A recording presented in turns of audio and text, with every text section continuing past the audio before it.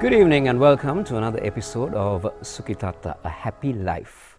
And on this programs, we've discussed on how the teaching of Lord Buddha has become so useful in day-to-day life in a layperson's livelihood. And today we're going to talk about Buddhist life, Buddhist ethics in daily life. And joining me for this discussion is Venerable Dr.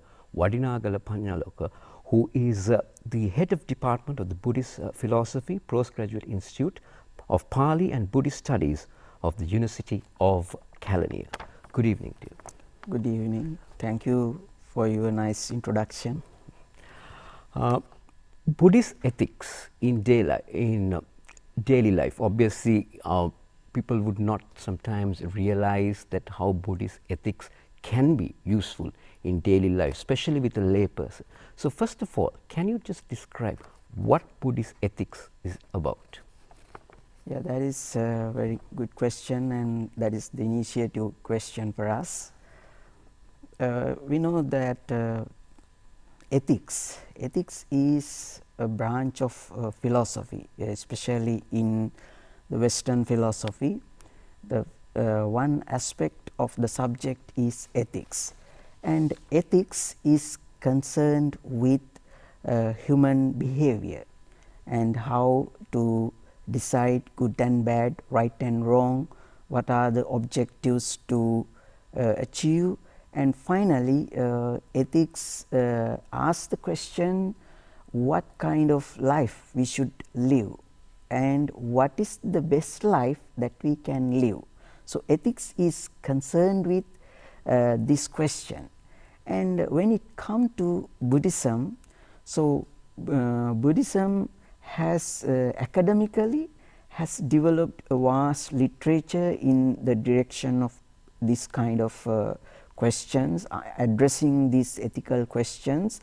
And if we go to the content of Buddhist ethics, which is important for us, in Buddhism we can find there are guidelines how to decide our actions and how to define a certain action is whether morally right or wrong, and what we should do and what we should not do, and also that what are the dispositions, mental dispositions we are to cultivate and what are to eradicate, and what kind of life we should adopt.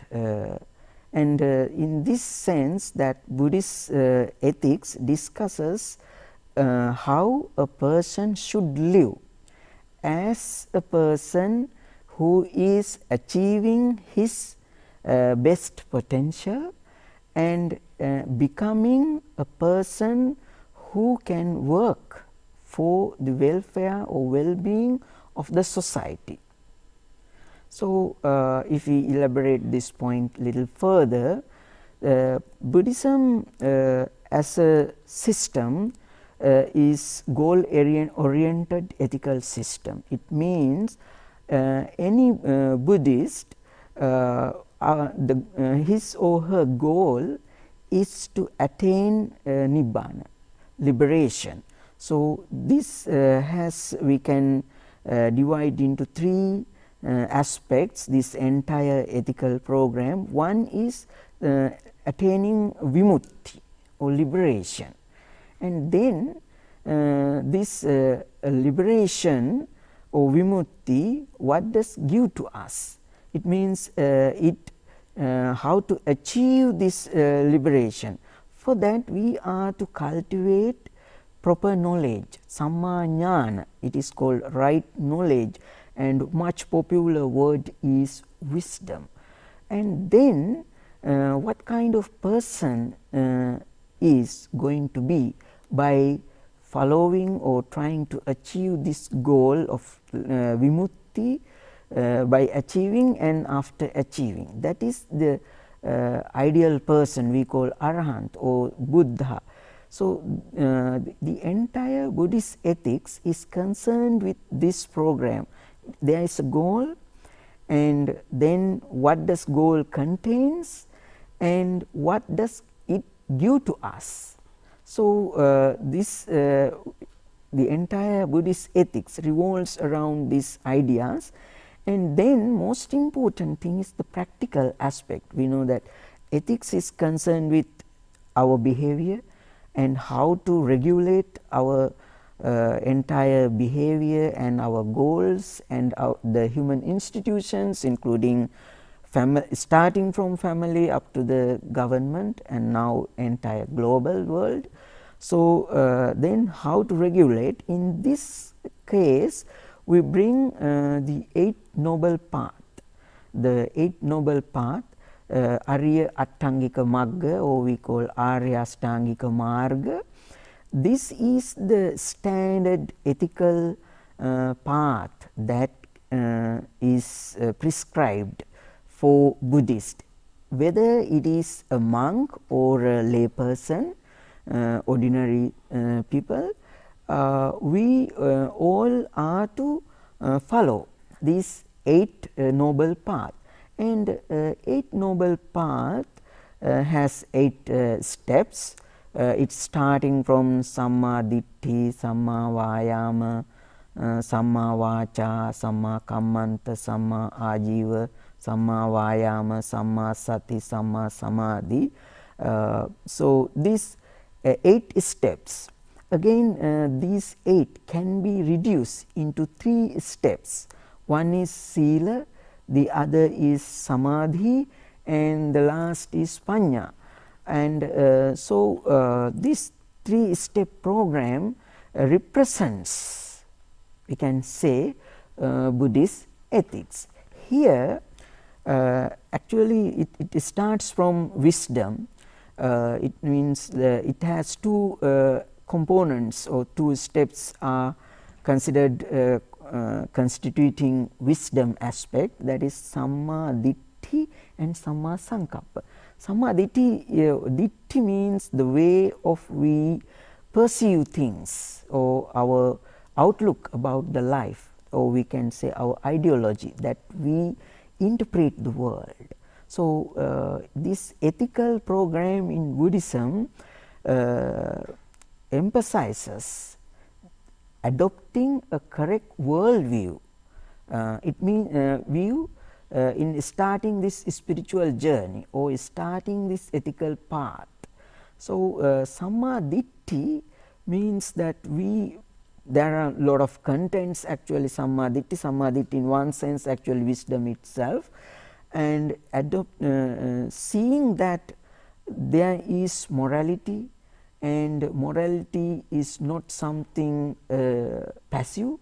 It is effective over entire life, and then to believe means seeing the things as they are, and also that understanding the real nature of the world as suffering, and there is believing in the Four Noble Truths, and this adopting this kind of attitude and seeing the world in terms of this way is called Samma Ditti. So, this is the initiative step, but Ditti leads to proper thinking. So, once we know that world is conditional, as Paticcasamuppada teaching explains, and conditioned things are subject to change.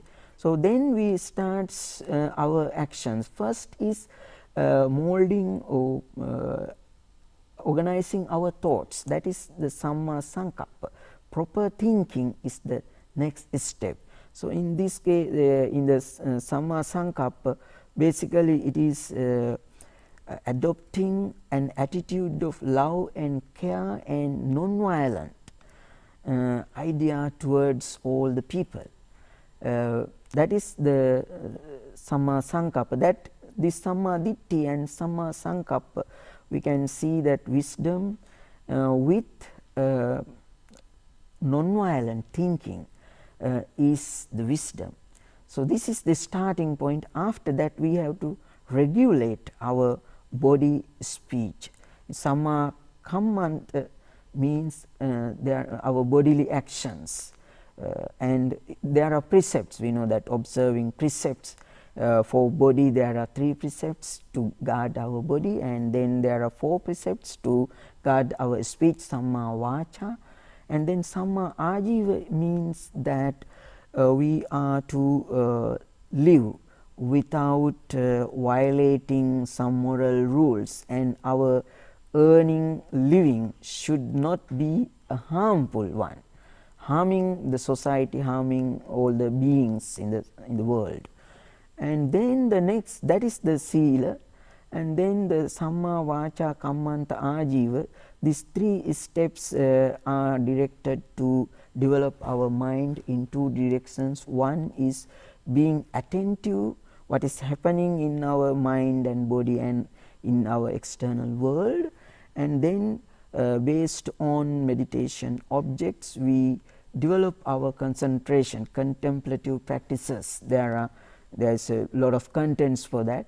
What is the function this samadhi aspect does is, one is it's develop our mind potential, and it is helpful to eradicate our harmful dispositions. Buddhism recognizes as 3 harmful dispositions, that is called lobha, dosa, moha, means desire and craving, and hatred, and ignorance we call moha, or unclarity about the things, and wrong understanding. So these are the things that we perceive as the cause of all this evil in the world. So these 3 steps in Buddhism constitute our ethical program. That is the Buddhist ethics. It means following 8 Noble Path with the intention of achieving Nibbana, because this is the path that leads finally to Nibbana, Dukkha Nirodha Satcha, or Nibbana. When we are following the path, we are getting closer to the final goal. Final goal means actually coming to the highest expression of all these elements that we discuss as samma vacha kammanta. All these are coming to fruition when we attain the Nibbana, when we attain the goal. That is so then, to summarize the entire discussion, Buddhism has goal as the highest achievement, that is Nibbana, and there is a path to practice in order to attain the goal. And once while we are practicing itself, we are achieving our goal. It is not a sudden achievement, it is gradual achievement. More we practice, more we become free. Nibbana is free, and Nibbana means happiness. So, when we practice, we are enjoying this Nibbanic bliss, actually, more or less. Of course, there is theoretically we understand that there is a fixation of this understanding which we call Nibbana, and total elimination of these psychological dispositions which are harmful, and the culmination of morally right attitudes or dispositions. But when we engage itself, when we are on the path itself, we are enjoying this bliss. So you did mention about Sila, Samadhi, Prajna. Yes. So Prajna is Prajna, if you normally say. So can you elaborate a little bit more about Sila? Yes, Sila is very important aspect, and without Sila, the spiritual path is impossible. And in some places in our texts, in the Buddhist texts, Sila is the is supportive to wisdom, and wisdom is supportive to Sila. So, Sila is very, very important, and Sila, if we analyze that textual basis, Sila means keeping our bodily and verbal behavior in proper way, proper manner. And so, this as I mentioned at the beginning, Samma Kammanta, Samma Samma Vacha and Samma Kammanta. These three components of the Noble Eightfold Path is Sila. This is Sila. So, it it includes observing precepts. There are how to keep the Sila.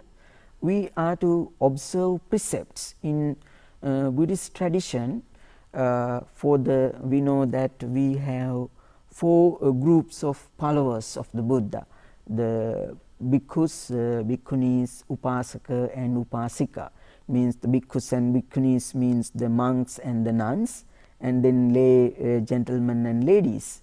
So, all these four groups are expected to follow the precepts. There are different precepts, different classifications and different numbers, but basically all the four groups are expected to observe the precepts. For the lay people, we know that 5 precepts is the fundamental, and in daily life lay people they observe 5 precepts. We know that avoiding killing, theft, sexual misconduct, telling lies and getting intoxicated.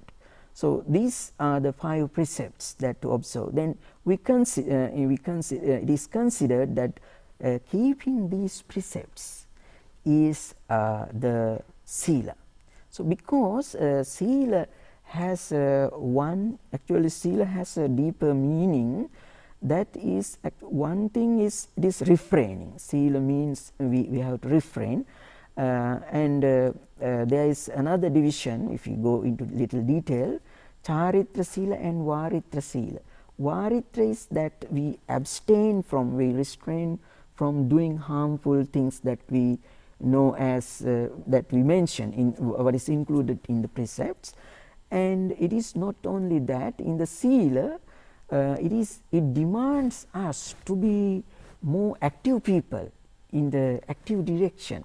For example, in the Varitras we abstain from killing beings, or killing people or beings. But it is not enough to be a Silavanta, or is one who is virtuous.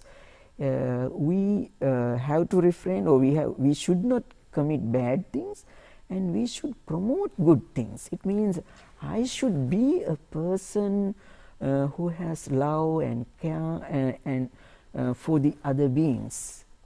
I am not harming others. Not only that I am not harming, but also I protect the life of the world. Love one another. Love one another, and we do not try to harm their life, and we don't try to harass, embarrass, or any way to harm the people. And similarly, the properties of the other people we do not take by force or in tricks, but I have to protect other people's property.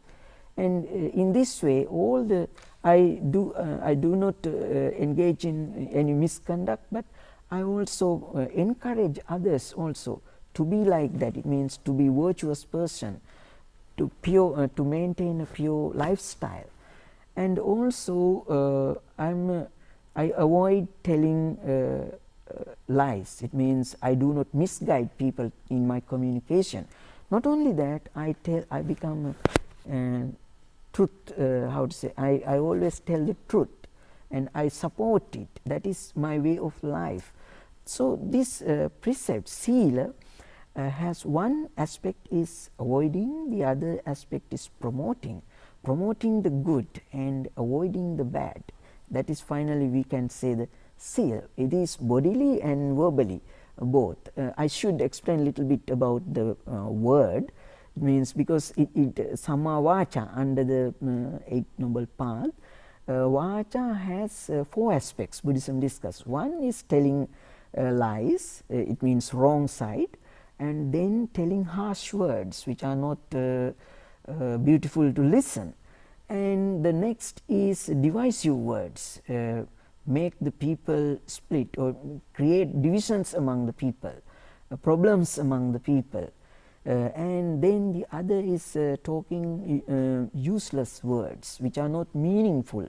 So then the opposite is telling the truth, and then uniting the people. Who are divided, we have to unite. Who are united, we have to promote their harmony. And then the beautiful words, we have to talk nice words that make the other person happy.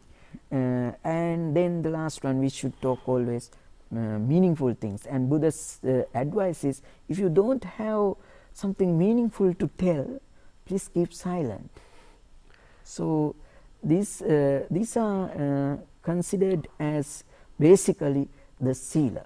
And of course, for the monks and nuns, there are Patimokka Sangvara Sila, we tell that it has more number, is many. It means for the monks there are 227, and for the nuns 311. The monks and nuns, they have to follow those rules, but for the lay people and our culture, we know that the lay person should be based on these 5 precepts. He or she has to follow these precepts. So that makes the person virtuous person, or that is the one way to become a silavanta. Actually, it is not only we observe the precepts, it is first we govern by these rules. We can say these norms, we respect these rules. It means I observe this particular precept, so I should not break it. So therefore I do not commit any wrong. But it is first level. In the second level, there is a beautiful word in Buddhist tradition, silava, means by nature we become virtuous persons or silavanta person. It is not due to observing the precept, but by very nature. Our mind, our body and our speech all are conditioned to a level where naturally we are compassionate. We do not harm the other people. That is the sila. So basically, sila is also a part of living by your ethics. Yes. Living one aspect of precepts in Buddhist tradition, this following these precepts is making someone ethically right. And there's another thing when you talk about sila that comes into my mind is about the Indriya Sangvara Sila. Oh, that is a very nice question, and I like much to talk about this aspect. Okay, in the sila, when it develops, there are 4 kinds of sila. One is Just to interrupt you, Swaminathan, so Indriya Sangvara Sila also can be used as the Buddhist ethics of yes, it is part of ethics because it is part of sila. So this ethics is concerned with doing right and avoiding bad, doing good and doing not doing evil. That is ethics. That is we call normative ethics. So this is the things that help us to achieve the highest potential of human beings. In different traditions, there are different words or concepts to elaborate what is the highest goal to achieve. In Buddhism, highest goal is Nibbana. What is Nibbana? Compassion and wisdom. Expression of highest degree of love and wisdom, that is called Nibbana. So, in order to attain Nibbana, one should observe, one should lead a morally right life. So, how to lead a morally right life? We have to follow the precepts. Precept is a mechanism that make us virtuous persons or silavanta or morally right persons. So, ethics is not limited to regulating our behavior, but it has a higher goal. The nature of the higher goal is, as I mentioned, becoming the person who can love the world unconditionally, and the person who can see the things as they are. That is we call wisdom. So, that is the highest level that Buddhism proposes as the values for the society. But that is another level. But in order to reach that level, first we have to guard our physical and verbal behavior, which we call the sila. That is how it becomes part of ethics.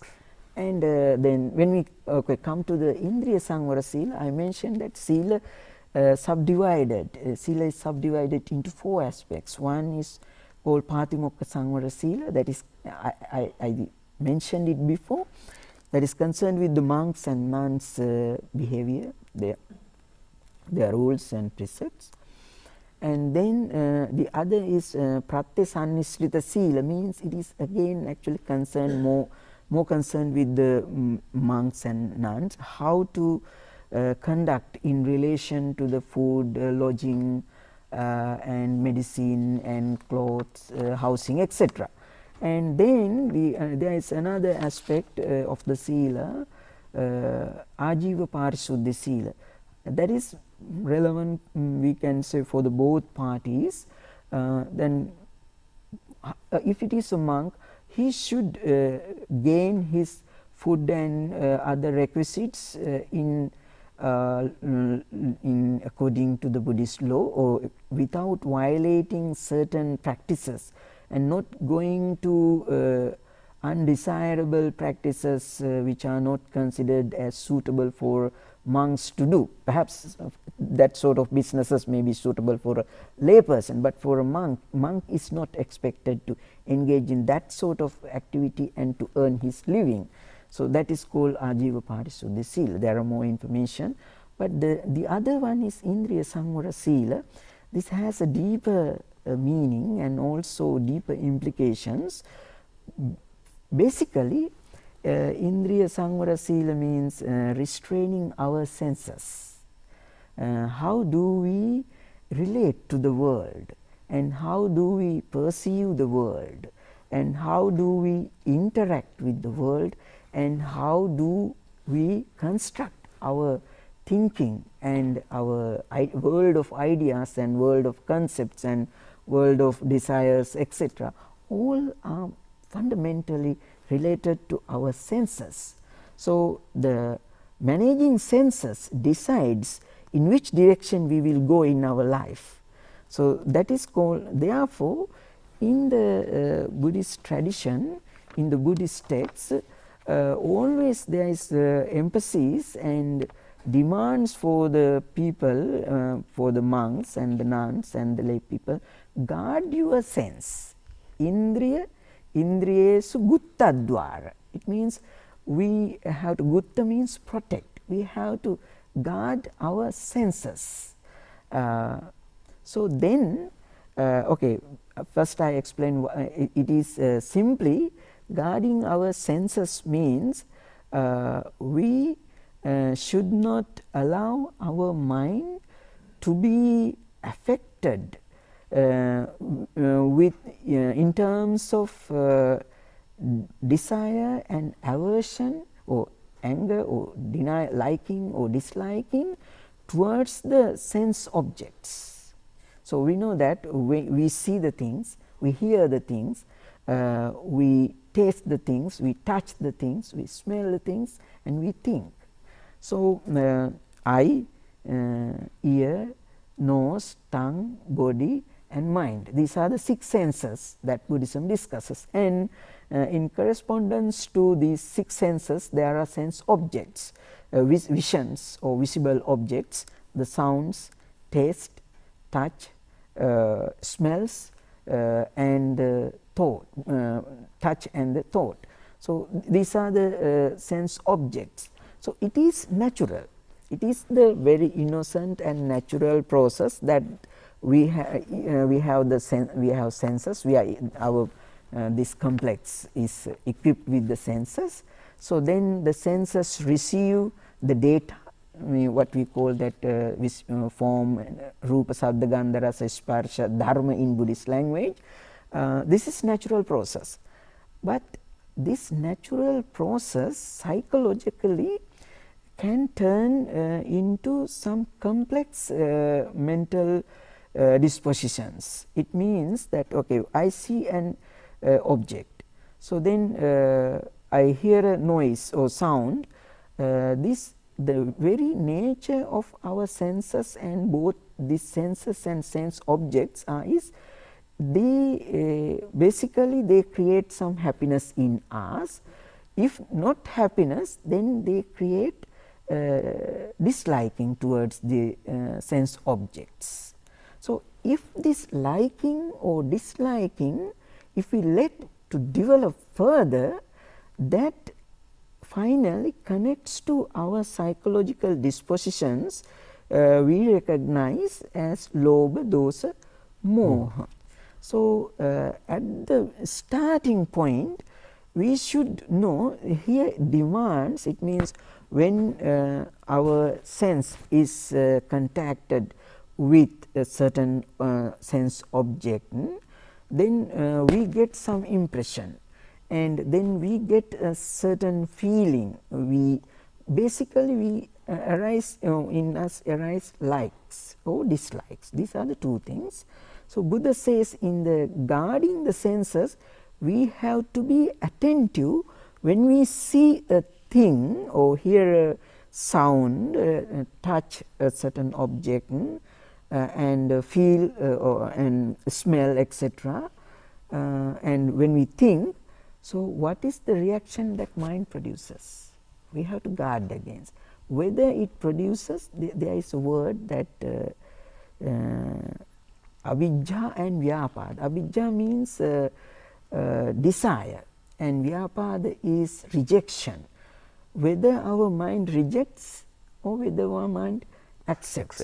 So then we have to, from that point of view, being attentive to that, we do not allow either this liking or disliking to grow further. That is the guarding senses. Actually, this is given to meditation practitioners mainly, because in the Satipatthana Sutta, which is a representative text in Buddhist tradition about mind development, so in the it is also divided into 4 aspects. So does it connect with mindfulness? Yes, that is connected with mindfulness. So it means we have to maintain sati sampajanya, always what sense process produces. Once our senses get contact with their objects, what kind of reaction mentally we produce? For that we have to pay attention. So that is I think that is the most difficult level and most important level. There in the Satipatthana, we know that, which is given to develop insight into the reality. In the Dhammanupassana means seeing the things as they are. One aspect is of this Dhammanupassana meditation is being attentive to the sense activity, how these senses function, because sense activity does not confine to just seeing. For the ordinary person, after seeing, we produces kind of feelings in us, like liking or disliking, or without kind of neutral feelings.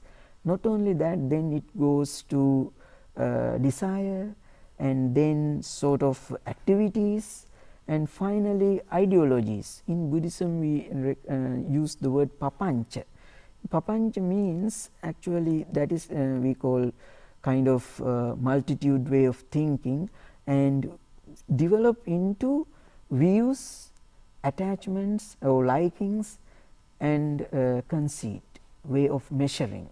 So it finally ends in a complicated mental attitude or mental phenomenon which can misguide us finally and avoid us seeing the things as they are. Therefore, Buddhism and the Buddha himself always asked the monks, guard your senses. Guard your senses means once we contact the sense objects, we are to be attentive on what is the reaction that comes within. That is the first step, and that is more contemplative, I can say. But it is not limited to that, because we know that as we are beings equipped with the senses, this activity is always going us. We have to bring kind of control to our senses. It is said that if we are not keen on our senses and their behavior, in the ancient times it is said there are 4 gates in the city. So, if the 4 gates are invaded by the enemy, for them very easy to come inside and do whatever they want. So, even the guards are inside, they are protecting small important places, but it will not help to save the kingdom. So, similarly, if our senses are not kept under restraint, all the evils may come into us. Senses not being guarded. Yes. Not being guarded. Not being guarded. Not being guarded means we are open to all the evils. That is basic idea of sense restraint. So, it means we know that if we simplify this idea further, we eat things, we taste things, we smell things, and we with the body we interact with the people and we work, and every time we have to think in terms of whether my action is in the proper direction. It means proper direction means in Buddhist tradition, an action should not harm myself, an action should not harm the other, an action should not harm to me and the other. It means an action finally should not harm me and my world or my people. It also can be your intent. Is it like, say, your intent shouldn't be to harm anybody? Yes, not only intent but also the action. Your action First is we not have intent. to see the intention, and then we have to stop our actions, because intent is the spring that produces the expressions either verbally or physically. So, that is that. So, then I want to tell what I was talking. Yeah. Is that okay, that contemplatives or meditation practitioners, they are much keen at that level, but what is about us? It means for the ordinary person, if our eye, our ear and Nose. Mouth, our nose, these things, physical 5 senses and our mind, if we do not conduct them in a sort of controlled way, I think it is inviting troubles into our life. We can't, the nature, very nature of our eye is trying to see the beautiful things. It is not harm, but how much we are going to do that is the question. Yes, I think it's not a harm, but how we intend to do it is the... How we intend to do it, and also I will tell, I bring an example. Okay, I will tell you a story. If you can make it in brief, because we are running out of coming to the to the end of the episode. If the senses are not controlled, it can make us unhealthy, to simplify the matter. It means I like to taste, I say ice cream, but if I continuously eat ice creams to please my tongue, what will happen to me? Whether I am a child, whether I am an elder person, whatever the age limit, if I go for that desire which comes through my sense, what will happen to me? That is why we tell we have to guard the senses. Of course, we are the ordinary world are to enjoy everything legally. There's no problem for that. Buddhism is not against this. Asking to guard the senses, we do not tell that you keep quiet. No, Buddha's teaching is not that. We have different levels. In ordinary life, we have to see if I let my eye, what will if run as it wants, what will be the repercussion? Finally, I will tell you, to bring to the current context, I will explain. Today, the medias and the technological devices are many, and what they produce us, too much attraction for them, and what will cause us. Nowadays, we tell that civilizational diseases are there. Internet addiction is the closest example for that. What does internet does? Of course, internet brings us a lot of benefits.